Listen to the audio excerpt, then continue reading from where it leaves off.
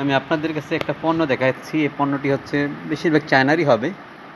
চায়নার পণ্য হলে এই পণ্যটি কিন্তু বাংলাদেশে অ্যাভেলেবেল পাওয়া যাচ্ছে এবং বাংলাদেশের লোক এখানে শ্রম দিচ্ছে বা তারা এটার মাধ্যমে অনেক টাকা ইনকাম করতেছে বা পাশাপাশি দেখা যাইতেছে এই প্রোডাক্টের মাধ্যমে অনেকের রুজি রুটি হচ্ছে। এখন আমার কথা হচ্ছে এটা বিদেশি পণ্য, কোনো না কোনো কারণে এখন এই বাঙালিরা বলল যে এই পণ্যটা আমরা ব্যবহার করবো না, এটাকে বর্জন করতে হবে। তো বর্জন করলে কি হবে? বিদেশিদের কি কোনো লস হবে?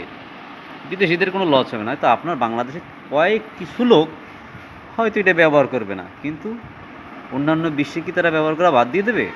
দেবে না।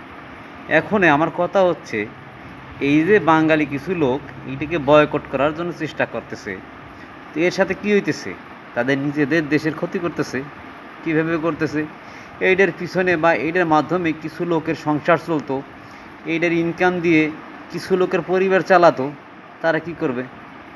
তখন তারা চুরি করবে, নাহলে ডাকাতি করবে। কাজ থাকবে না, কাজ না থাকলে খাবে কি?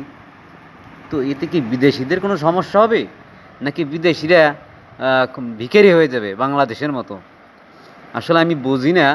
কিছু কিছু বাঙালি আছে যারা ধর্মের নামে কুসংস্কার ছড়িয়ে দেশটাকে রসাতলে নেওয়ার জন্য প্রস্তুত থাকে সবসময়ের জন্য, এবং দেশের মানুষকে কেমনে পঙ্গু বানাবে এইটা হলো তাদের চেষ্টা।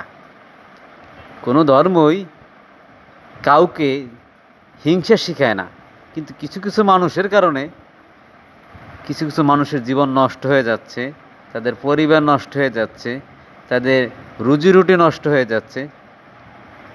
তাহলে আমার কথা হচ্ছে ভাই, যারা বুঝবেন তারা তো বুঝেন আসলে কি দরকার আর কি দরকার না।